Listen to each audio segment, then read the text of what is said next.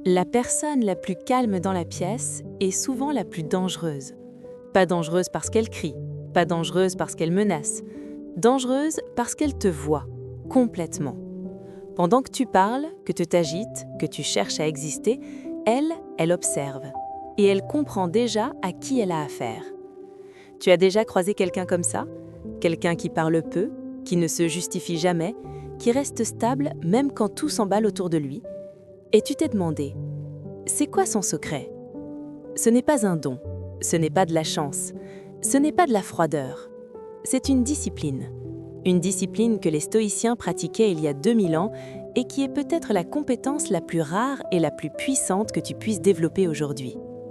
Dans cette vidéo, je vais te montrer exactement comment cette force fonctionne, pourquoi elle inspire autant le respect, parfois même le malaise, et surtout comment toi tu peux la développer concrètement.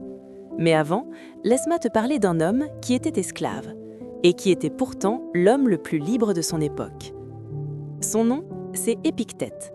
Né esclave dans l'Empire romain. Il n'avait rien. Pas de liberté, pas de droit, pas de pouvoir sur sa propre vie. Son maître pouvait lui faire n'importe quoi.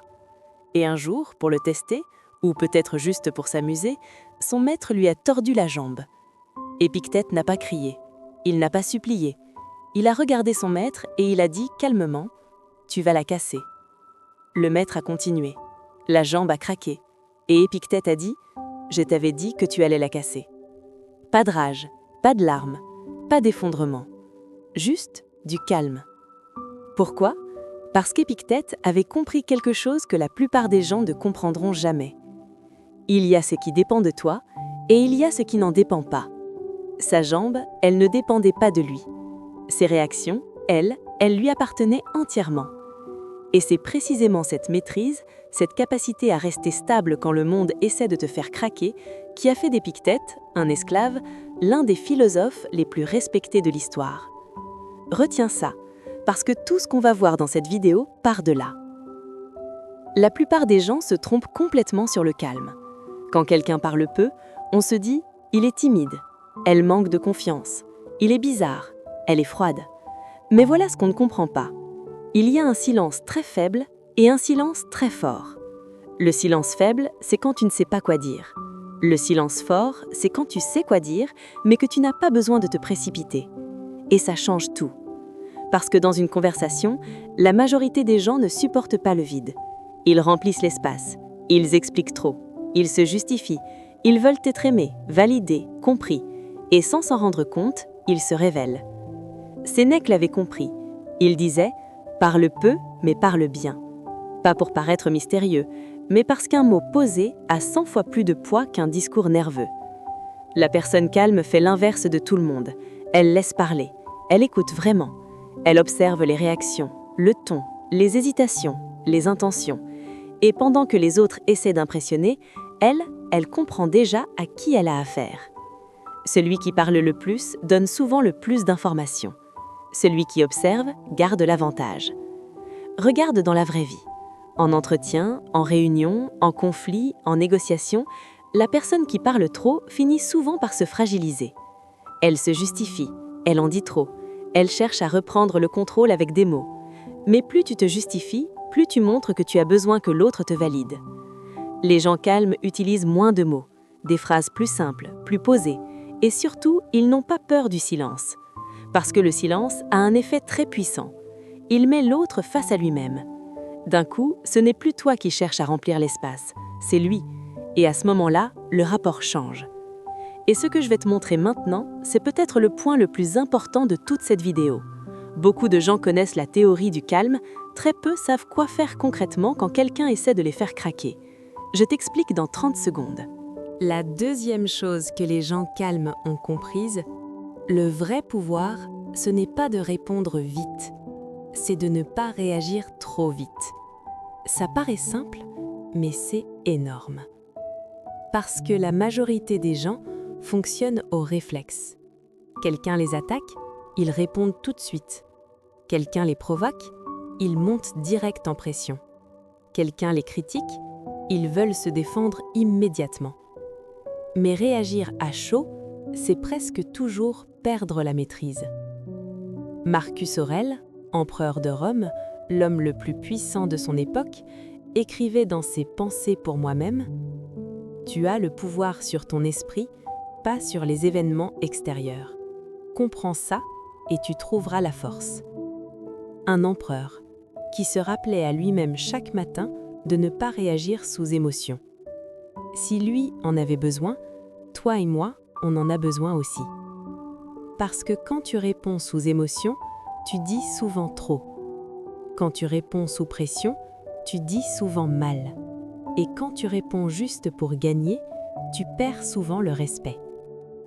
Voilà ce que les gens calmes ont intégré. Je ne suis pas obligé de répondre immédiatement. Imagine cette situation. Tu es dans une pièce, il y a des gens autour. Quelqu'un te parle mal, devant tout le monde. La réaction instinctive, te défendre vite, hausser le ton, rendre le coup, montrer que tu n'es pas faible. La personne calme fait autre chose. Elle marque une pause. Une vraie pause. 1 seconde, parfois 2. Le temps que son cerveau reprenne le contrôle sur ses émotions. Et ensuite, elle répond avec peu de mots. Quelque chose comme « Tu peux me parler autrement » ou simplement « Non, ça, ce n'est pas acceptable ». Pas de drame, pas de cri, pas de panique, mais une limite claire, posée, définitive. Et souvent, c'est beaucoup plus impressionnant qu'une explosion. Parce que ce que les gens testent, ce n'est pas seulement ton discours, ils testent ton centre de gravité.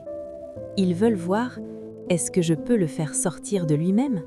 Est-ce que je peux la déstabiliser ? Et quand tu restes calme, la réponse est claire, non.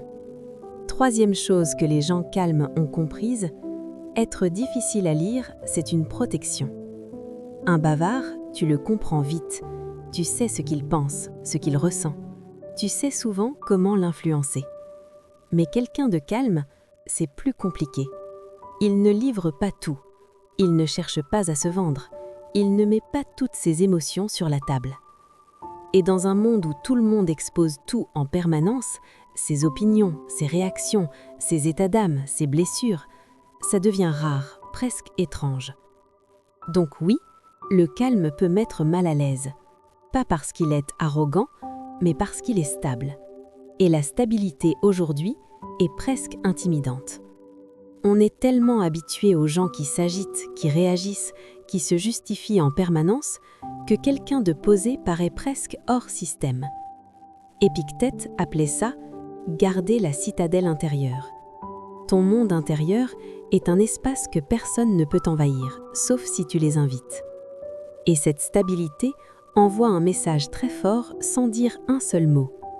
Je ne suis pas en urgence intérieure, je n'ai pas besoin de ton approbation pour exister, tu ne peux pas me déséquilibrer. Et ça, les autres le ressentent immédiatement. Mais attention, parce qu'il y a une erreur que beaucoup font en voulant développer cette qualité, une erreur qui transforme le calme en quelque chose de toxique. Je t'en parle juste après. Voilà l'erreur que personne ne te dit. Beaucoup de gens confondent le calme stoïcien avec l'indifférence, avec la froideur, avec le détachement total. Ils pensent que pour être fort, il faut ne plus rien ressentir, couper les émotions, fermer le cœur, devenir une pierre. C'est faux, et c'est même l'inverse de ce que les stoïciens enseignaient. Marcus Aurèle aimait profondément sa famille. Il pleurait quand ses enfants mouraient, et plusieurs sont morts avant lui. Épictète s'inquiétait pour ses élèves. Sénèque écrivait des lettres pleines d'humanité et de tendresse à son ami Lucilius. Les stoïciens ne supprimaient pas leurs émotions, ils refusaient de les laisser prendre le contrôle. C'est une nuance énorme. Ressentir la colère, c'est humain.